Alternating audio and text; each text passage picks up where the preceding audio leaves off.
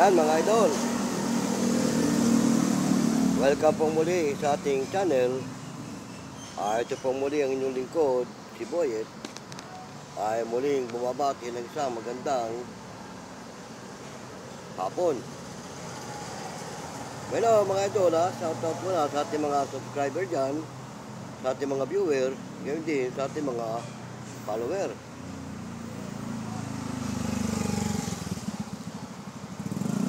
Siyempre mga idol, ang paksa ng ating tatalakayin may kaugnayan pa rin to sa nangyaring rally kahapon ng mga INC.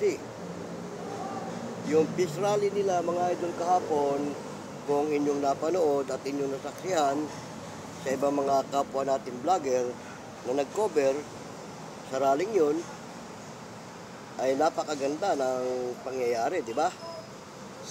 Hindi na nga lang tayo nakapag-cover doon mga idol dahil kasi wala tayong signal. Mahirap. Pero naki-joint na lang tayo at naki-ano na lang sa ating mga kapwa mga vlogger. Napakaganda ng nangyaring peace rally mga idol kahapon. Tama rin yung sinabi nung taga-INC na hindi dapat magkawatak-watak ang namiminuno sa isang bansa o sa isang pamahalaan. Dahil kasi nga, walang ibubungang maganda. Pagkos pawang kasawian ang aabutin. Diba? Tama?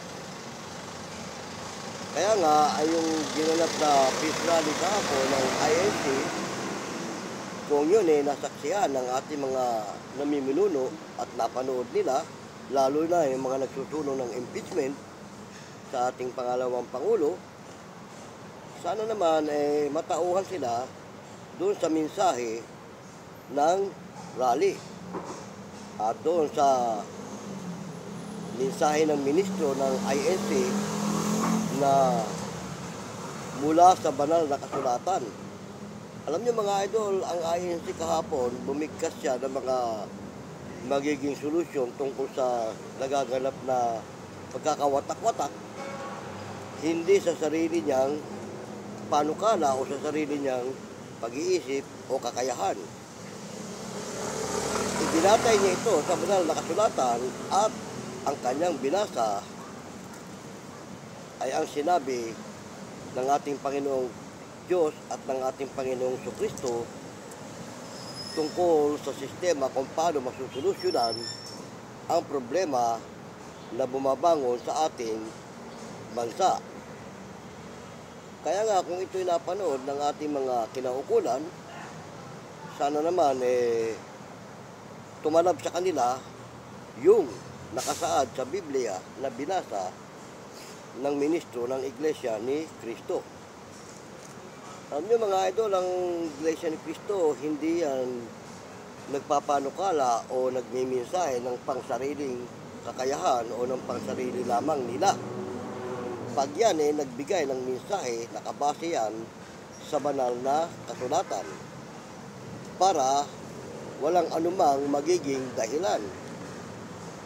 Dahil walang ibang pinakamagandang mensahe na nanggagaling kundi sa ating Panginoong Diyos at sa ating Panginoong Jesucristo. Tulad nga nung kanyang binanggit ng mga nakaraan sa unang bayan ng Diyos na binanggit niya ang isang bansa o isang kaharian na nagkakawatak-watak, nagkakaroon ng pagkakampi-kampi, ay hindi ito kalooban ng Diyos. Pagkos ito ay kalooban ng Diablo. At ganyan ang nangyayari sa atin na hindi napapansin ng ating mga nanunungkulan. Diba? Tama mga idol? Kaya nga mga idol, kung yan napanood ng ating mga nanunungkulan o namamahala sa ating pamahalaan,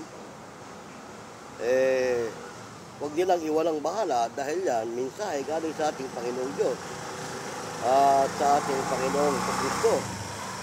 Dahil nga may nakalagay din sa Biblia na ang hindi nakikinig sa payo at saway, kapahamakan. Kaya yung mininsahe ng ministro ng Iglesia ni Cristo na nanggaling sa banal na kasulatan, payo at saway ng ating Panginoong Diyos.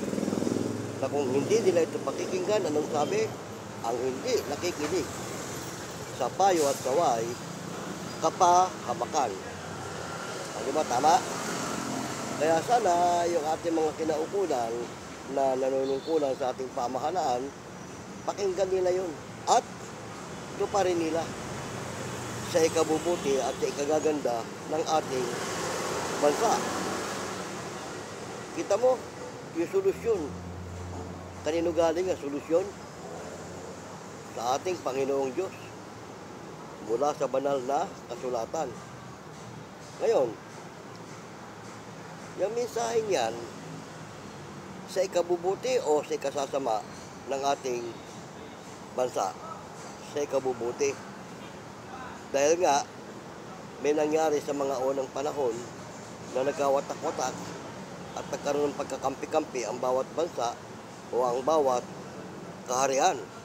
Na ang sabi nga sa Biblia, ang bawat kaharian o ang bansa na nagkakawatak-watak ay hindi natutuwa ang Diyos.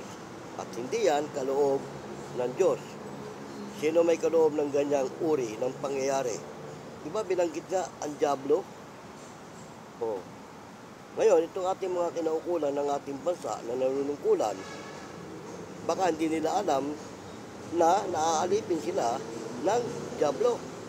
Paanong paraan?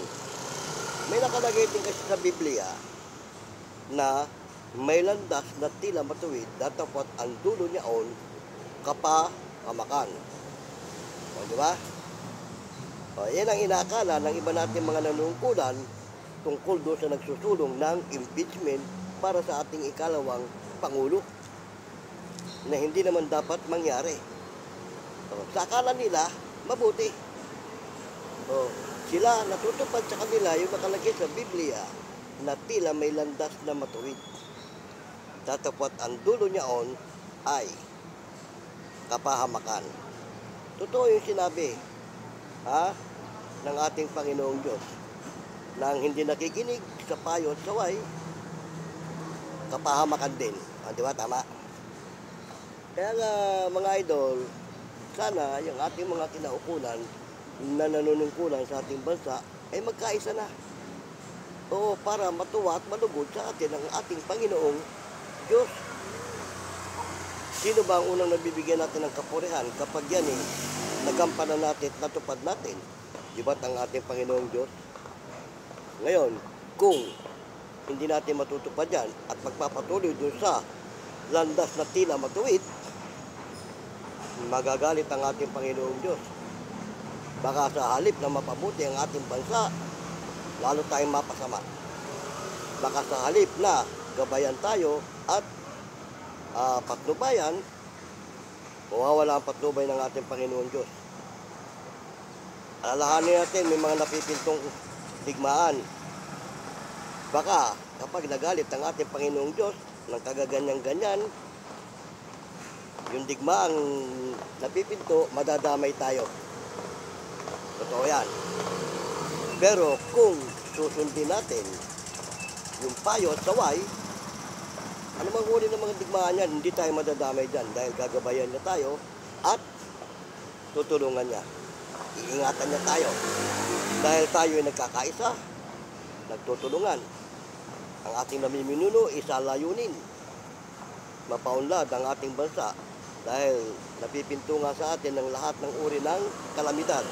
Gaya ng gabigwa na yan. Kung hindi natin matutupad yung sinabi ng ating Panginoong Diyos sa pamamagitan ng ministro, maraming delikadong mangyayari sa atin. Una na nga, baka yan gabigwan, maganap yan sa atin. Ano mangyayari pag yan ang naganap? Di ba? Malaking perwisyo yan. Yung napipintong digmaan. Plus yung mga kahirapan. Kaya tama na po yung sistema ng bangayan dito, bangayan doon. Okay, sabihin natin, may pagkakamali o may nagawang kasalanan ang ikalawang Pangulo. Pero hindi nga naman ito ang panahon na dapat pag-ukulan. unahin nga muna natin kung paano natin mapapaunlad ang ating bansa at paano tayo mapapabuti. At saka na yan. Kumbaga sabi nga, lahat ng bagay ay merong takdang panahon para mangyari. Di ba tama? Kaya nga mga idol tayo naman nagkukwentuhan na tungkol doon sa nangyaring peace rally. Isipin mo ilang milyon ang mga mamamayan natin na dumalo sa peace rally yan. Kasama na yung mga ibang sekta at iba pa. Hindi lamang Iglesia ni Cristo, di ba? Kaya sana wag masayang yung payot saway ng ating Panginoong Diyos na binasa ng ministro ng Iglesia ni Cristo sa Biblia. Kaya nga, ang Iglesia ni Cristo nakilahok sa ganito at naglunsad ng gantong peace rally para sa ikabubuti. Kung may narinig kayong binanggit ng Iglesia ni Cristo tungkol sa solusyon ng problema na sa kanyang sarili lang nanggaling, huwag niyong paniwalaan. Huwag niyong paniwalaan. Pero, kung galing sa banal na kasulatan, payot saway ng ating Panginoong Diyos at ng ating Panginoong Kristo, tuparin natin mga idol. Makikita natin ang magiging bunga niyan. Kaya sana doon sa mga kinaukulan natin na may mga masamang layunin tungkol sa sistema, wag nyo nang ituloy. Kasi Diablo ang nasa likod nyo. At yan ang gusto ng Diablo, magkagulo. Saka nakakita ng Diablo gustong kapayapaan. Di ba? Kaya nga tinawag na Diablo eh. Ngayon, Diablo ang nagpasimulo, nagkaguluhan ito sa ating bansa. Kaya naman, gumamit din ng Diyos ng kasangkapan para naman mapabuti tayo. Gumamit ang Diablo para magkagulo tayo. Sino? Yan na nga. Yung ibang partido ng ating namiminuno. Kinakasangkapan na ng Diablo yan para magkagulo eh. Ngayon, nandito ang mga hinirang ng Diyos, nandito ang kanyang bayan, hindi siya papayag na manaig ang Diablo. Gumamit siya ng kasangkapan na para naman maibigay yung kanyang solusyon. Di ba tama? Ganon mga kaibigan, mga idol. Ang Diablo, pag gumamit ng kasangkapan, biglaan. Kung ano-ano mga naiisip. Pero ang Diyos, pag gumamit ng kasangkapan, may plantilla. Organisado at saka detalyado. Di ba tama? Kaya yung naging yung peace rally kahapon ng INC. Salamat ng marami at marami ring nakilahok. Alam natin, hindi lamang INC ang naroon, may mga ibang sekta rin ng pananampalataya na naroon. At higit sa lahat, yung iba natin mga mamamayan, hindi man natin kapananampalataya, ay naroon din. At yan ang inaabangan buong mundo. Nasaksihan yan, mga idol. Kaya sana, sa ating mga kinaukulan, go na. Tuparin natin yung payo at saway ng ating Panginoong Diyos na binasa ng ministro na kasulat sa Biblia. Huwag na yung kung ano-ano pa mga statistic na yung kung ano-ano mga basta't kung ano ang nakasulat, yun ang gawin natin. Kasi natutupad na nga yung sinabi sa Biblia na may landas na tila matuwid eh. Sino ba yung nasa landas na tila matuwid? Ayan nga, yung mga gustong gumawa ng ikasisira ng magandang samahan. Yung pagkakawatak-watak, pagkakabahabagi. Di ba sabi sa Biblia, binanggit ng ministro yan? Ang pagkakawatak at pagkakabahabagi, hindi yan sa Diyos. Kanino yan? Sa Diablo. O ngayon, kung kayo tatanungin mga idol, kanino gusto nyo? Sa Diablo o sa ating Panginoong Diyos?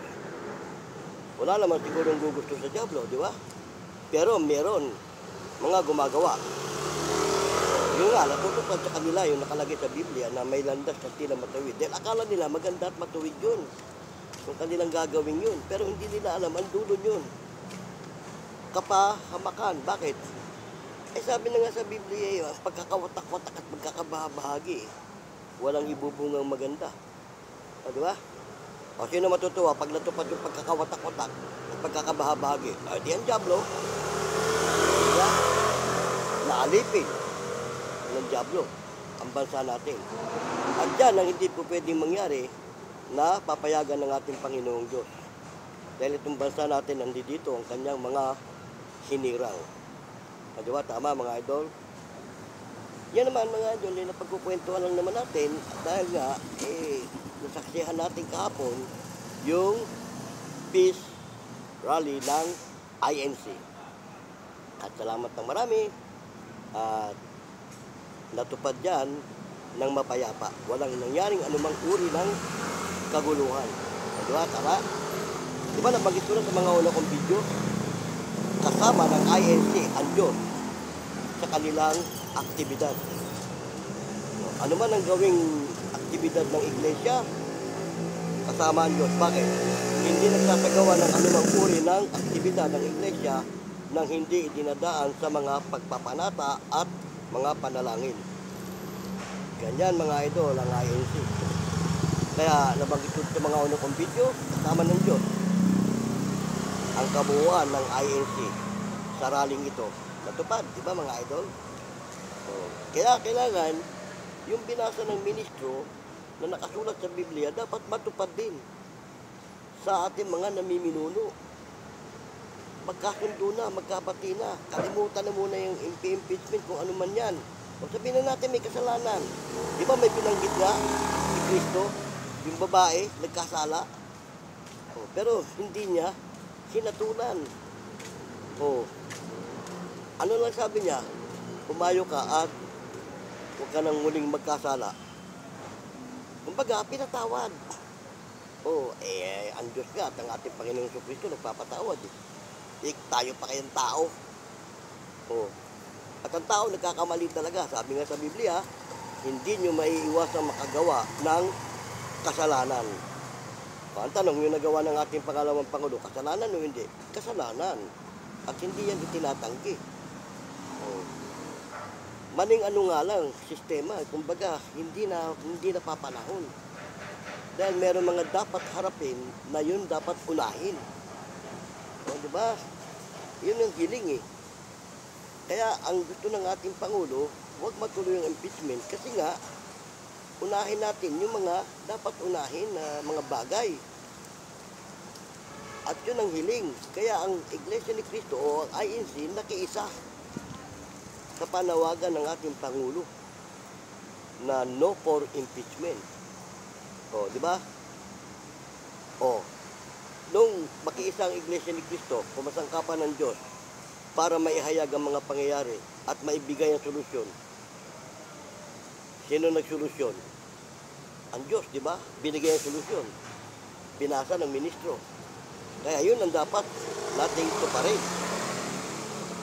Di ba? Ganyan mga idol. Kaya nga, kung ano man yung mga estikulasyon ng iba dyan, lalo yung mga kapwa natin vlogger din na hindi naman nasaksihan yung mga pangyayari, tapos nagbablog-vlog ng kung ano-ano, tayong mga nakapakinig at nakasaksi ng mga pangyayari, huwag nating intindihin yung mga sinasabi nilang yun. Kaya doon naman sa mga kinaukulan natin na hindi nakasaksi nun o nakapakinig ng mga pangyayari, sana iparating ng mga kasamahan nila sa ating pamahalaan yung naging solusyon na nanggaling sa banal na kasulatan. Napakagandang mensahe nun. Isipin mo, Diyos pa nagbigay ng solusyon kung paano tayo mapapabuti. Ganyan ang Iglesia ni Cristo. Hindi nanghahawak sa sariling kakayahan. Kasi nga nakalagay din sa Biblia huwag kang manghawak sa sarili mong kakayahan. Tao lang tayo, may hangganan. Kaya dapat, ginagabayan tayo ng itaas. Doon tayo nanghahawak sa kanyang tuntunin. Kaya ganyan ang mga Iglesia ni Cristo. Nasa tuntunin. Kung inahangaan man ang INC sa mga ganyang sistema, disiplinado, organisado, dahil yan, ang kapurihan ibalik natin sa ating Panginoong Diyos. Sa Kanya nagmumula ang lahat. Di ba? Kaya mga idol salamat ng marami sa maikli nating kwentuhan ito. At sinamahan nyo ko, saan man kayong panig ng ating bansa, Mapalusong, Visayas, Mindanao, ay binabati ko kayo ng isang magandang hapon. O at nawa ay nasa mabuti kayong kalagayan hanggang sa mga oras na ito. O mga idol, salamat po ng marami at sinamahan nyo ko. Ito pong muli ang inyong lingkod, si Boyed ng Vlogs TV. Pagkamantalang nagpaparam. Hanggang sa muli, paalam!